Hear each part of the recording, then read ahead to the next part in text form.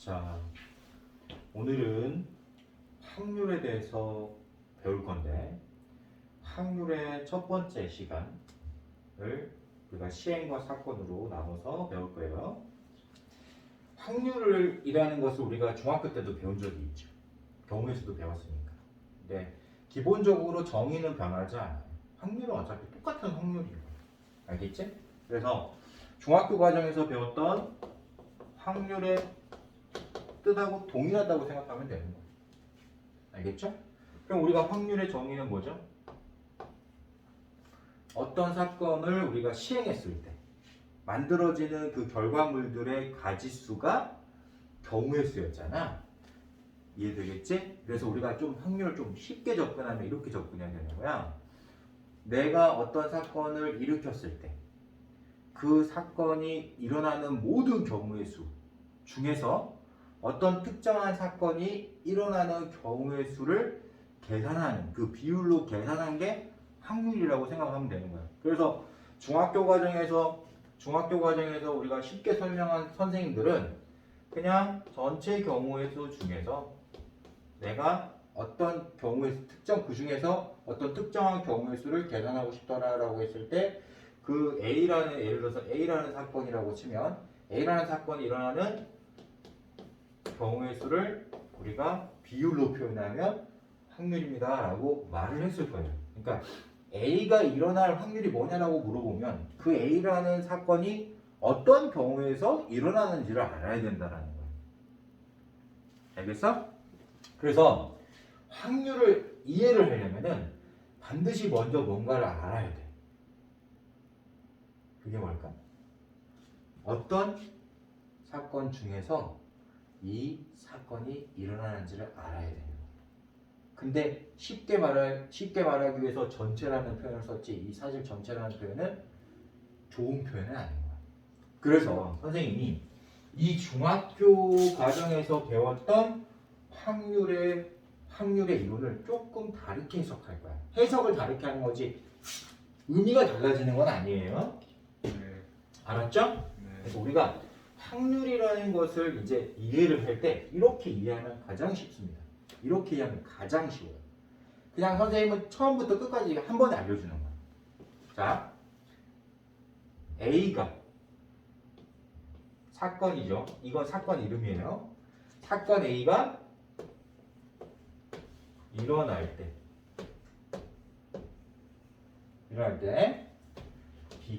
사건 B가 일어날 확률이 바로 확률이에요.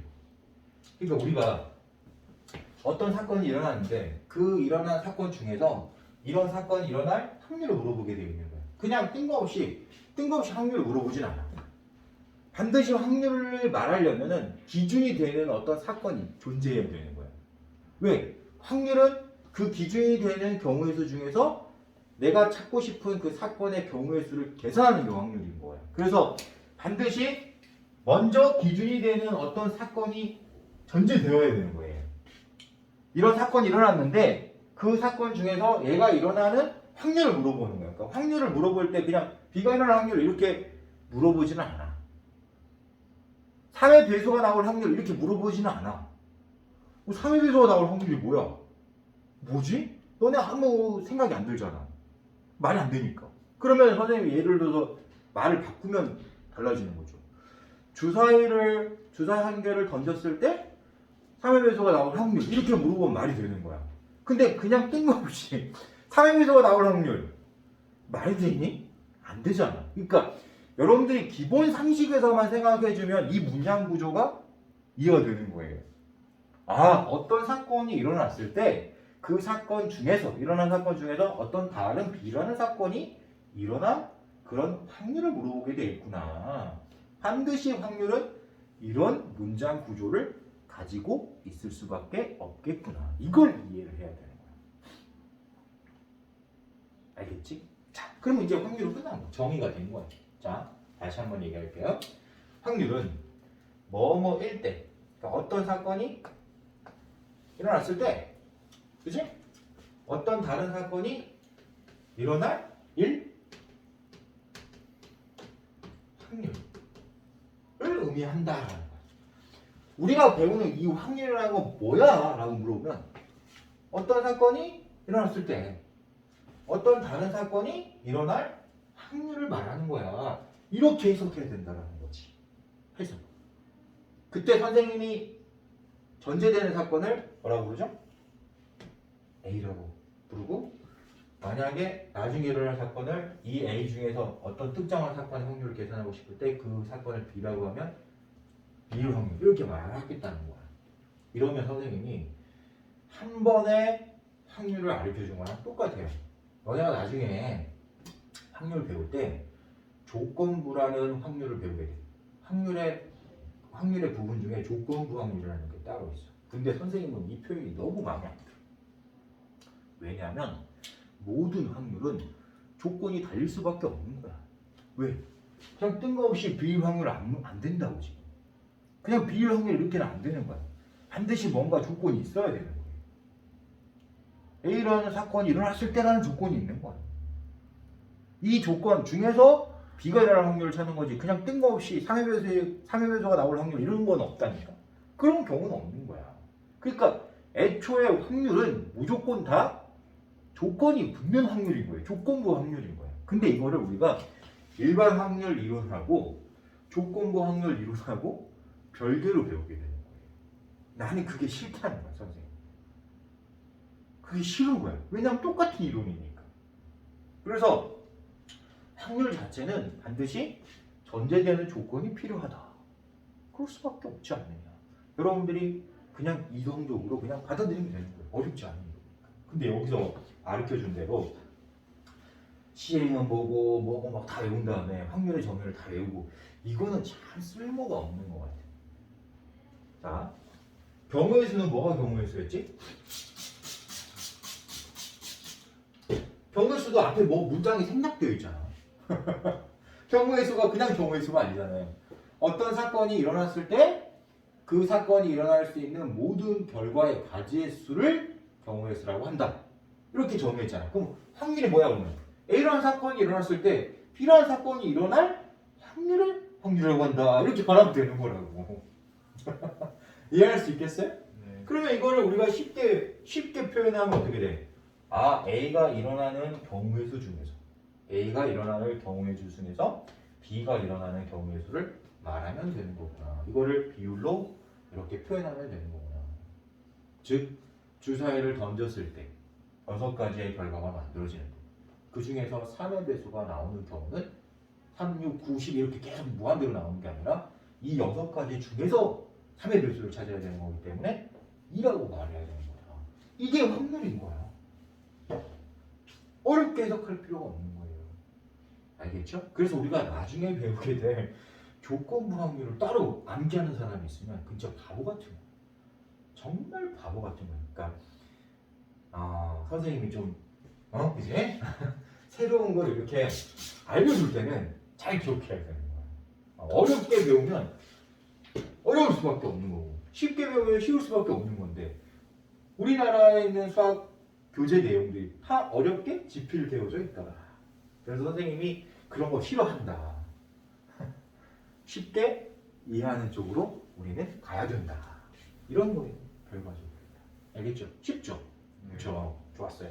자, 그러면 이제 간단하게 용어 정리는 할 수는 있어야 되는 거니까. 왜냐하면 저런 용어들이 문제에 나오게 되면 무슨 뜻인지는 알아야 되잖아. 그지? 그래서 선생님이 70페이지에 있는 그 시행과 사건에 관한 내용 중에 그 박스 부분에 단어 설명은 용어 정리는 조금 해줄게요. 자, 첫 번째 시행이라는 표현은 우리가 이미 알고 있는 거죠. 어떤 사건이 일어났을 때를 얘기를 하는 거예요. 어떤 사건이 일어났다라는 표현을 시행이라고 말을 하는 거예요. 근데 여기서는 주사위나 동전을 던지는 것과 같이 같은 조건에서 여러 번 반복할 수 있고 그 결과가 우연에 의하여 결정되는 실험이나 관찰. 이게 말이야 뭐야 이게 진짜. 그냥 우리가 사건을 이해하고 있으면 사건이 뭔지도 선생님 다 설명했잖아. 우리가 일상생활하는데 일어나는 그런 일들이 다 사건인데 그 사건이 일어나면 우리는 시행됐다는 표현을 한다. 그게 여러 번 반복해서 일어나면 반복 시행이 되는 거예요. 주사위를 내가 한 번만 던지면 그냥 한 번만 시행한 거고 10번 던지면 10번 시행한 거니까 그게 반복 시행인 거야. 어렵게 설명해놨어. 이상하지? 거봐. 그냥 시행은 사건이 일어났다 이렇게 해석하는 얘기. 알겠죠? 그다음 두 번째 표본 공간이라는 게 있어요. 이 표본 공간이라는 건 뭐냐면 아까 선생님이 얘기했지만 전제가 되는 사건이 일어나는 그 공간을 얘기하는 거야. A가 일어났을 때 B가 일어날 확률 할 때 이 A가 일어났을 때 그 모든 경우의 수가 존재하는 그 부분을 표본 공간이라고 말을 합니다. 이해할 수 있을까요? 네, 좋습니다. 되겠어요? 그러니까 여기서 뭐라고 그랬냐면 어떤 시행은 사건이 일어난 거잖아. 사건이 일어났을 때 모든 결과의 집합 이랬으니까 우리가 방금 말한 그 경우의 수, 모든 경우의 수를 모아놓은 집합을 표본 공간이라고 말을 하는구나. 그러면 우리가 다시 정리를 하면 표본 공간은 집합이다. 어떤 집합이다? 모든 경우의 수를 모아놓은 집합이다. 어떤 사건이 일어났을 때 그 사건의 결과들을 모두 모아놓은 집합이다. 정도로 해석하면 정확하겠죠. 되겠습니까? 좋아요. 그 다음에 사건은 선생님이 그냥 넘어가도 될 건데 여기서 이제 정의된 사건은 뭐냐면 표본 공간의 부분 집합 이렇게 되어 있는 거예요. 근데 선생님이 얘기를 했지만 여기서 A, B 이렇게 말하면 조금 이해가 안 될 때 아까 선생님이 확률 처음에 말했던 그걸 얘기합니다. A일 때 B일 확률을 물어봤잖아. 그때 이 A라는 경우의 수 중에서 B가 되는 경우의 수를 따로 모았지. 그때 이 A 중에서 B가 되는 그 경우의 수를 따로 모은 집합을 우리가 여기서는 지금 사건이라고 표현했다라는 거야. 그러니까 당연히 이 A 중에 B가 있는 거지. A 중에서 B를 고르는 거니까. 맞아 틀려. 그래서 우리가 여기서 말하는 그 사건도 집합처럼 해석을 하면 이 표본 공간의 부분 집합이 될 수밖에 없는 거예요. 이 중에서 뭔가를 골라야 되는 거니까. 받아들일 수 있을까? 그치? 근데 선생님은 이런 표현 좋아한다 안 좋아한다? 좋아하지 않는다. 그냥 A라는 사건이 일어났을 때 B라는 사건이 일어나는 거예요. 그럼 A라는 사건의 집합과 B라는 사건의 집합이 존재하는 거겠지. 그런 것들을 그런 집합들은 그냥 다 사건이라고 말하면 된다. 선생님은 이렇게 말하고 싶은 거예요. 받아들일 수 있을까? 꼭 이거를 누구의 부분이다 이렇게 설명하지는 않고 너도 사건이고 너도 사건이니까 너 사건의 경우의 수와 너 사건의 경우의 수를 그냥 집합으로 말하면 그게 그냥 사건을 만드는 집합이다 이렇게 해석하자는 얘기. 알겠죠? 그럼 이제 앞으로 일어나는 사건을 우리가 무엇처럼 생각하자? 집합처럼 생각하자. 이거 꼭 기억하세요. 사건을 이제 집합처럼 생각하겠다. 꼭 기억하세요. 그럼 선생님 나중에 왜 사건을 집합처럼 생각해야 되는지 이제 나중에 조금 있으면 이제 그 이유가 나와. 알았지? 그 다음에 근원 사건이라는 건 뭐냐면 말이 조금 이상하긴 한데 내가 어떤 사건을 일으켰어. 어떤 사건을 일으켰는데 결과가 하나밖에 안 나와. 그러니까 우리가 원소가 하나만 있다라는 것은 사건이 집합처럼 생각하자 했잖아. 이 집합에 원소가 하나밖에 없는 거야. 그러니까 어떤 사건을 일으켰는데 원소가 하나밖에 없어. 그러니까 결과가 하나밖에 없어. 이러면 근원 사건이 되는 거예요. 받아들일 수 있을까요? 네, 좋아요. 그래서 여기서도 한 개의 원소로 이루어진 집합이다. 그러면 우리는 이걸 어떻게 해석하자? 경우의 수, 결과가 하나만 있는 그런 사건을 우리가 근원 사건이라고 부른다. 이렇게 해석하면 되겠죠? 좋아요. 그 다음에 전사건은 뭐냐면 사실 전사건도 좀 웃기긴 하지만 모든 결과가 집합으로 이루어져 있는 사건인 거예요. 그러니까 모든 결과가 원소인 사건. 그럼 뭐야? 전체 사건하고 똑같아야 되겠지. 맞아 틀려. 전체 사건하고 똑같아야 될 거 아니야. 선생님이 아까 이 사건을 뭐라 그랬어요? 전제되는 전제 사건이라고 그랬잖아. 그치? 네. 이 결과랑 동일한 결과를 가지고 있는 그런 사건을 우리가 전사건이라고 부르는 거야. 그러니까 더 쉽게 해결하면은 전체 집합인 거예요. 집합으로 말하면 전체 집합인 거예요. 근원 사건은 집합으로 말하면 원소가 하나 있는 집합인 거고, 전 사건은 집합으로 말하면 사건이니까 집합처럼 생각하면 어떻게 된다? 전체 집합에 해당된다. 이렇게 생각하면 되는 거예요. 그러면 이제 공사건 그랬네. 공사건. 그럼 공사건은 뭔가 어감이 공집합에 공자 쓴 거 같지? 맞아. 전사건은 전체 집합에 전자를 쓴 거예요.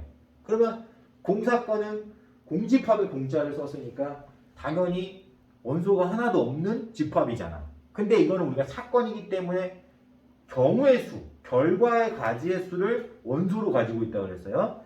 그러니까 그런 경우가 없다는 거죠. 그럼 그런 경우가 없는 사건을 일으키면 어떻게 되나요? 확률이 0될 수밖에 없는 거죠. 그리고 전사건, 결과가 전체랑 같아지는 사건을 우리가 일으키면 어떻게 되나요? 당연히 확률은 1이 될 수밖에 없죠. 분모랑 분자가 같아질 거니까. 그런 얘기인 거예요. 그걸 이제 여기서 설명을 해놓은 거예요. 그럼 확률이 1이라는 것은 중학교 때도 배웠지만 반드시 일어나는 그런 사건을 확률을 1로 두는 거고, 절대 일어날 수 없는 사건을 확률로 말하면 0이 되는 거예요. 이걸 여러분들이 이해하면 되는 거예요. 그거를 이제 우리가 사건의 이름으로 집합처럼 생각하라는 얘기예요. 전사건과 공사건. 이 정도는 너무 기초적인 내용이라서 특별히 어려운 건 없죠? 됐습니까? 네, 좋아요. 그럼 이제 우리가 두 번째 있는 내용을 별표를 써야 되는데, 자, 배반 사건하고 여사건이라는 말이 나왔죠. 선생님은 무엇을 중요하게 생각한다? 이제 여러분들 앞으로 선생님 수업을 들으면 뭐요? 어떤 거요? 이렇게 바로 대답이 나와요. 선생님은 경우의 수든 확률이든 간에 어떤 것을 제일 중요하게 생각하냐면 사건을 가장 중요하게 생각해요. 사건을 알아야지 계산이 되는 거거든. 어떤 사건인지 알아야지 계산이 되는 거야. 근데 그 사건을 개념에 따라서 분류를 해놓은 게 있어. 사건을 파악하는 게 가장 중요한데 그 사건을 지금 어떤 경우에 따라서 분류를 해놨더라. 그게 바로 첫 번째가 배반 사건과 여사건인 거야. 자, 사건은 경우의 수라고 생각하면 돼. 경우의 수, 결과들의 집합이라고 생각하라고 했어요. 그러니까 배반이라는 이름이 붙어 있는 사건과 여사건을 여러분들이 구분할 수 있어야 되는 겁니다. 배반 사건과 여사건을 구분할 수 있어야 되는 겁니다. 자, 선생님이 이제 이걸 구분하는 걸 알려줄 거예요. 잘 들어보세요. 자, 우리가 배반 사건이라고 하는 것은 뭐냐면 A라는 사건하고 B라는 사건하고, 그렇죠? 만약에 집합처럼 생각을 하면 A라는 사건이 일어나서 이제 만들어진 집합하고 B라는 사건이 일어나서 만들어진 집합이 있다고 치자. 이 A라는 사건하고 B라는 사건에 이 교집합이 있지. 교집합이 존재하지 않는 그런 사건의 관계를 배반 사건이라고 말하는 거야. 자, 다시 A라는 사건이 일어났어. B라는 사건도 일어났어. 근데 A라는 사건하고 B라는 사건의 교집합이 없어. 그 얘기는 뭐야? 결과 중에 사건을 우리가 집합처럼 말하면 결과를 원소로 가지고 있다고 했으니까 A라는 사건의 결과와 B라는 사건의 결과 중에 똑같은 결과를 가지고 있는 사건이 존재하지 않으면, 결과가 존재하지 않으면 우리는 그때 두 사건의 관계를 뭐라고 표현하자? 배반이라고 말하자. 이런 뜻인 거예요. 근데 여사건도 사실은 교집합이 공집합이 되긴 해. 근데 의미는 조금 달라. 뭐냐면 우리가 중학교 때도 배웠겠지만 이 여사건은 우리가 부정이에요. 부정. 여집합인 거야. 쉽게 얘기해. 그래서 A라는 사건과 B라는 사건의 교집합으로 해석을 하는 게 아니라 A라는 사건의 여집합이 B가 돼버리면 그게 여사건이에요. 그러니까 우리가 이걸 뭐라고 하냐면 부정이잖아. 부정. A를 부정했더니 B가 되더라. 그러면 이 두 집합의 관계는 여사건의 관계에 있다 라고 해석을 하는 얘기야. 근데 이런 관계에 있잖아. 이런 관계에 있으면 당연히 봐봐. 벤 다이어그램으로 선생님이 쉽게 설명을 해줄게요. A라는 사건을 이용해서 만들어진 집합을 A라고 해보자. 그러면 당연히 전체 집합, 전 사건이 존재하겠죠? 그럼 A가 아닌 부분은 어디 있어야 돼? 전체에서 A가 아닌 부분은 이 바깥쪽에 해당하는 이 부분이겠지. 이 부분이 지금 우리가 만약에 끼었다고 쳐보자. 그러면 우리가 그때 이 A와 B를 여사건의 관계에 있다 이렇게 설명을 하는 거거든. 그러면 이런 관계에 있는 사건의 교집합이 존재할 리 있나요? 당연히 없죠. A가 아닌 게 B라고 그랬으니까 똑같은 게 있을 리가 없잖아요. 그래서 당연히 여사건의 관계에 있어도 당연히 교집합은 뭐가 된다? 공집합이 된다. 그러면 봐라. 선생님 물어볼 거예요. 여사건은 배반 사건이라고 말할 수 있나요? 여사건을 배반 사건이라고 말할 수 있나요? 라고 물어보면 말할 수 있다고 이야기하는 거야. 왜? 배반 사건의 뜻이 교집합이 없는 사건을 배반 사건이라고 했어요. 근데 여집합 관계에 있는 두 사건도 교집합이 존재하지 않기 때문에 배반 사건이라고는 말할 수 있는 거야. 하지만 배반 사건을 여사건이라고 말하면 안 되겠지. 교집합이 존재하지 않는다 그래서 그 두 사건이 여집합 관계에 있다고 말할 수는 없는 거잖아. 그러니까 예를 들어서 우리가 A라는 집합과 B라는 집합이 이렇게 만약에 표현이 되어 있다면, 이런 식으로 표현이 되어 있다면 교집합은 없지만, 그치? A가 아닌 부분이 B인 건 아니잖아. A가 아닌 부분에 B가 들어있는 거지. 그치? 그러니까 우리가 이런 벤 다이어그램을 가지고 있을 때만 여사건이라고 말을 하고, 그쵸? 교집합이 존재하지 않을 때는 그냥 배반 사건이라고 하자. 이렇게 해석을 했어야 되는 거야. 그러면 잘 들어. 왜 이거를 구분을 하게 되냐면, 자, 이유를 알아야 돼. 왜 내가 배반 사건하고 여사건 이렇게 사건을 구분하지? 그 이유를 알아야 되는 거야. 무엇 때문에 그러냐면 합집합에 해당되는 사건의 확률을 계산하려고 이런 걸 구분하는 거예요. 자, 우리가 보통 집합처럼 생각하죠. 사건을 집합처럼 생각하죠. 그래서 자, A라는 사건이 일어날 확률을 이제 우리가 표현을 어떻게 하냐면 사건을 괄호를 치고 그 사건을 여기다 안에서 적게 되는 거예요. 그리고 확률을 나타내는 그 기호를 알아야 되는데 확률을 나타내는 기호가 P예요. P. 그럼 이걸 우리가 어떻게 해석하냐면 A가 일어날 확률 이렇게 해석을 하는 거예요. 알겠지? 그러면 우리가 합집합의 확률을 어떻게 해석하면 되냐면 A하고 B가 우리가 이렇게 합집합 기호로 표현되어 있으면 합집합의 확률을 물어본 거야. 그치? 그러면 이걸 우리가 한글로 해석하면 어떻게 돼? 사건 A 또는 사건 B가 일어날 확률 이렇게 되는 거야. A 또는 B. A 또는 B가 일어날 확률을 물어보게 돼 있어요. 그러면 이런 확률을 계산을 할 때 A가 일어날 확률에서 B가 일어날 확률을 더한 다음에 교집합의 확률을 빼야지 저 확률을 계산할 수 있는 거예요. 왜 그러냐면 우리 집합에서도 배웠죠? A라는 집합하고 B라는 집합이 이렇게 전체 집합 안에 이렇게 표현이 되어 있다고 치자. 내가 계산하고 싶은 이 부분을 지금 내가 알고 싶은 거야 지금. 근데 A인 부분하고 B인 부분을 더해버리잖아? 그럼 이 중간에 교집합인 부분이 두 번 더해지게 되는 거야. 그럼 뭐 우리가 결과를 얘기를 하는데 똑같은 결과를 두 번 얘기하면 되니? 당연히 안 되지. 그래서 이 중간에 있는 이 교집합 부분 한 번 빼야 되는 거예요. 그래서 우리가 합집합의 확률을 계산을 할 때 확률 두 개를 그냥 더한 다음에 교집합의 확률을 한 번 빼준 이유가 바로 이런 원리가 들어있는 거야. 그럼 잘 생각을 해봐. 잘 들어. 끝까지 잘 들어. 근데 우리가 이 확률을 계산하는 문제 중에서 너네 둘은 내가 알고 있어. 근데 너를 어떻게 계산하는지 모르겠어. 그럼 말짱 꽝이잖아. 그래서 이 부분을 기준으로 사건을 지금 구분하는 거예요. 그러면 교집합이 A라는 사건과 B라는 사건이 교집합이 있잖아. 그지? A라는 사건과 B라는 사건의 교집합의 확률이 만약에 0이면 계산이 쉬워질 거 아니야. 맞잖아. 근데 우리가 조금 전에 배웠던 배반 사건이나 여사건은 얘가 0이거든.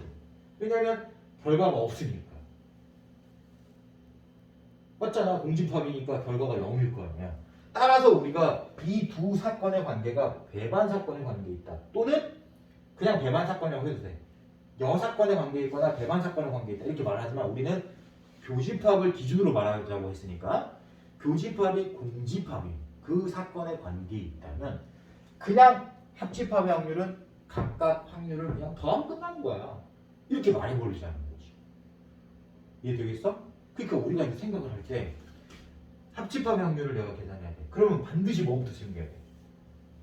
두 사건의 관계를 보고 교집합이 존재하는지 존재하지 않는지를 따지는 거야. 알겠지? 자, 예를 들어서 경우의 수로 생각을 한번 해보도록 하자. 100 이하의 자연수 중에서 2의 배수이거나 5의 배수인 경우의 수가 얼마야? 라고 물어보면 당연히 2의 배수인 사건을 A라고 해보고 5의 배수인 사건을 B라고 한번 해보자. 그러면 2의 배수의 집합은 50개 있을 거고 원소가 5의 배수의 집합은 20개 있을 거야. 그러면 2의 배수이거나 5의 배수는 70개 있는 거야? 그러면 안 된다는 거야. 왜? 선생님이 얘기했잖아. 합집합을 계산할 때는 반드시 교집합을 먼저 체크하라고. 그럼 교집합이 뭐냐? 2의 배수도 되고 5의 배수도 되는 걸 생각을 해야 되는 거야. 결과가 2의 배수이지만 5의 배수인 게 있을 수도 있는 거잖아요. 그런 배수가 10의 배수의 집합인 거야. 그럼 교집합이 존재했잖아. 그러니까 교집합의 개수만큼 계산해서 한번 빼야 되는 거예요. 이해되겠지? 자, 핵심은 여기에 있는 거야. 내가 앞으로 확률이라는 거를 잘 계산하는 사람은 얘를 잘 계산하는 사람인 거야. 왜냐면 이런 것들은 계산하기 쉽거든. 이런 게 어려운 거야. 선생님 말이 맞나 틀리나 앞으로 계속 들어보면 알 거야. 그럼 선생님 포커스를 딱 맞춰줬잖아. 앞으로 내가 확률 계산할 때 뭐부터 본다? 교집합이 존재하는지 안 존재하는지 보겠다. 그러면 교집합이 존재하지 않는 사건을 뭐라고 본다? 방금 배웠듯이 배반 사건을 하자. 그럼 이 사건은 뭔가요? 라고 물어보면 방금 얘기했지만 부정한 사건이에요. 부정. 알겠지? 이해되겠어요? 네, 좋습니다. 그러면 배반 사건과 이 사건을 이제 우리가 왜 구분하는지 선생님이 설명해 준 거예요. 이 교집합 때문에 그런 겁니다. 그럼 나중에 또 교집합 때문에 뭔가를 또 구분해야 될 때가 오겠지. 그치? 그 사건들이 나중에 배우게 될 독립사건과 종속사건이 또 있는 거야. 사건은 다 집합이. 그렇게 생각하면 돼. 경우의 수를 집합으로 말하는 거지. 그렇게 생각하면 되는 거예요. 알았죠? 그래서 선생님이 저 교집합을 계산하기 위해서 우리가 배워야 될 확률 파트에서 크게 4가지의 사건을 비교하고 그 사건에 따라서 교집합을 계산하면 된다. 그 이론만 여기서 배운다라고 생각하면 확률이 쉬워질 거예요. 알았지? 자, 다시 배반 사건은 여사건은 우리가 부정한 사건이니까 당연히 배반 사건이 된다고 했어요. 그래서 배반 사건이면 교집합의 확률은 0이다. 이렇게 배웠죠? 그러면 이제 교집합의 확률이 0이 아니라는 것은 교집합이 존재한다는 거잖아. 그럼 교집합이 존재하는 사건들을 우리가 어떻게 구분할 거냐라고 물어보면 이제 두 종류로 구분하는 거야. 종속이냐 독립이냐로 구분하는 거야. 그래서 우리가 다음 시간에 다음 파트에 배울 게 바로 그 사건을 배우게 돼요. 여기서 기억할 수 있을까요? 네, 좋습니다. 자, 그러면 이제 선생님이 설명은 다 했고 중간에 1, 2번 합사건, 곱사건 이런 거는 진짜로 아무 의미 없어요. 선생님이 얘기했지만 경우의 수에서도 알려줬죠. A라는 사건과 B라는 사건의 관계가 O로 표현되어 있으면 합집합을 생각을 하면 되는 거고 A라는 사건과 B라는 사건이 AND의 의미를 가지고 있으면 곱해라라고 배웠잖아. 이거는 확률에서도 똑같은 거야. A, O, B1 확률을 물어보면 A, O, B1 확률을 물어보면 우리는 합집합의 확률을 계산하면 되는 거고 A and B, A와 B가 우리가 AND로 엮여 있는 사건들이 있잖아. 그런 사건들의 확률을 물어보면 각각의 사건들을 우리가 곱하면 되는 거다. 이런 의미도 있을 수 있어요. 근데 합사건, 곱사건은 바로 거기에 있는 거야. AND의 의미를 가지고 있냐? 아니면 O의 의미를 가지고 있냐? 이렇게 해석을 하면 되겠다. 알겠습니까? 네, 좋아요. 근데 이것도 여기서 나온 대로 그렇게 계산하면 안 돼. 이거 진짜 허접한 거야. 솔직하게 얘기하면 허접해. 알았지? 그러니까 뭐 동시에 일어났다, 뭐 했다 이렇게 표현하면 허접한 거예요. 동시에 일어나지 않더라도 사건이 연결이 되어 있으면, 즉 쌍으로 얘기를 해야 되면 해를 얘기할 때 어떤 하나만 얘기하는 게 아니라 다른 것까지 동시에 그 해를, 결과를 얘기를 해야 되면 동시에 일어나지 않더라도 우리는 엔딩인 거예요.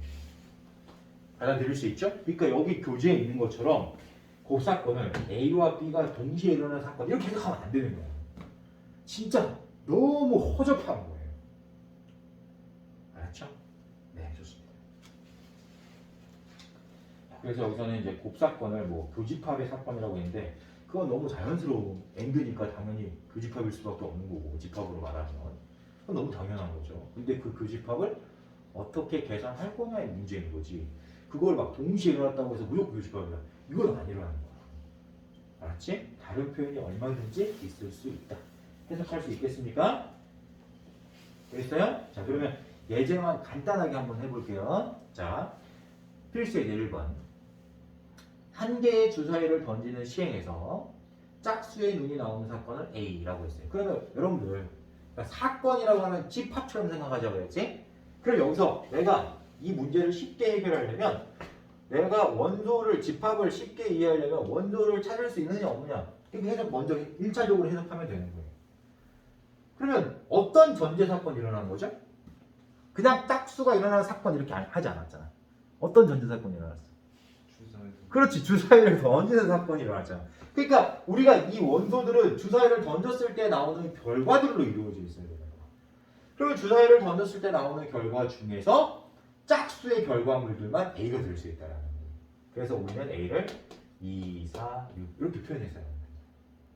받아들일 수 있지. 쉽게 해석하는 거야. 사건은 집합처럼. 사건은 집합처럼. 알겠죠? 좋아요. 그래서 홀수의 눈이 나오는 사건을 B라고 했으니까 홀수의 눈은 1, 3, 5개. 되나요? 그 다음에 4의 약수의 눈이 나오는 사건을 우리가 C라고 했다. 그러면 1, 2, 4. 자, 사건 A, B, C 중에서 서로 배반인 사건을 골라봐 라고 했어요. 자, 그러면 A하고 B 교집합이 있습니까? 없죠. 그래서 우리는 A와 B라고 했어요. 그쵸? 근데 여기서 아까 선생님이 설명한 거 봐봐. A랑 B는 배반이면서 동시에 사건인 거야. 왜? 너를 부정하면 얘가 되는 거잖아요. 전체 중에서. 맞죠? 그래서 우리가 다시 한번 설명하지만 배반 사건은 교집합만 따지는 거고 여사건은 부정을 따지는 거니까 전체를 봐야 되는 거야. 확인할 수 있을까 없을까? 있겠지? 근데 여기서는 배반을 물어봤으니까 여사건 이런 거 신경 쓰지 말고 교집합이 없는 사건만 고르면 되는 거예요. 받아들일 수 있어요? 따라서 우리는 A와 B라고 바로 찾을 수 있는 겁니다. 기억할 수 있겠죠? 네, 좋아요. 자, 두 번째 문제 풀어보도록 할게요. 1부터 8까지의 자연수가 하나씩 적힌 8장의 카드 중에서 임의로 한 장의 카드를 뽑는 시행이라고 했지. 그럼 어떤 전제가 일어난 거예요? 당연히 1부터 8까지 어떤 숫자 하나 나왔을 거 아니야. 그 결과물들은 1, 2, 3, 4, 5, 6, 7, 8이어야 돼. 그거 중에서만 따질 수 있는 거야. 알겠지? 그 중에서 6의 약수가 적힌 카드를 뽑는 사건 A라고 했다. 그러면 이제 1, 2, 3, 4, 5, 6, 7, 8 중에서 6의 약수만 찾으면 되는 거예요. 그게 1, 2, 3, 6이었겠죠. 되죠? 이런 얘기예요. 그 다음 너랑 이제 배반인 사건의 개수가 몇 개라고 물어봤지. 이해돼? 그러면 너랑 교집합을 따졌을 때 공집합이 되는 사건은 몇 개 있겠어? 라고 물어본 거야. 그치? 그럼 여기서 봐봐.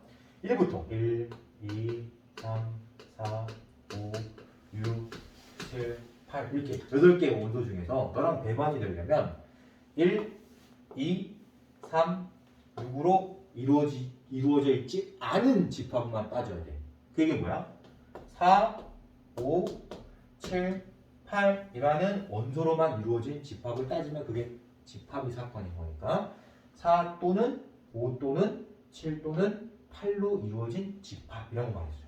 그게 뭐야? 4, 5, 7, 8의 부분 집합인 거야. 이걸로만 이루어져 있어야 돼. 그럼 우리가 부분 집합의 개수 찾을 때 어떻게 찾는지 알지?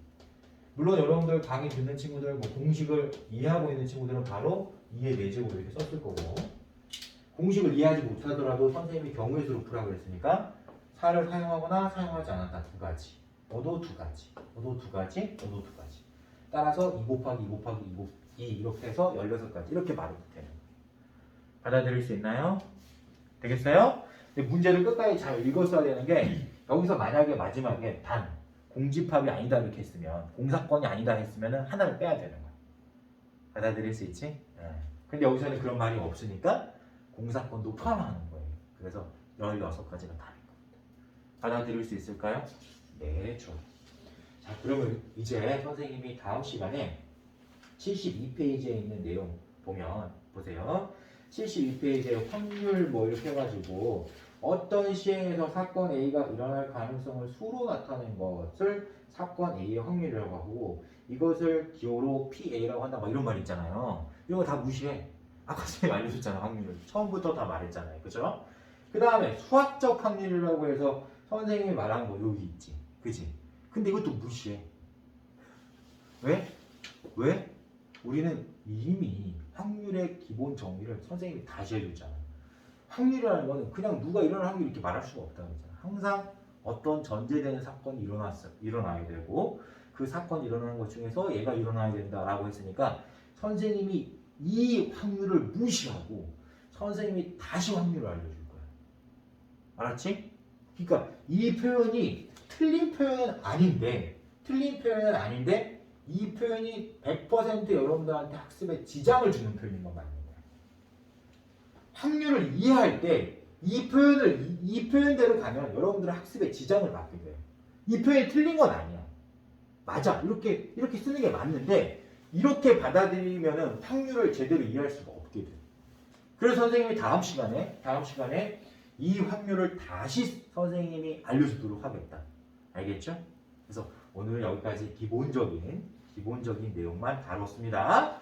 다음 시간에 선생님이 이제 수학적 확률을 다시 정리를 해주고 예제 문제 풀어주도록 할게요.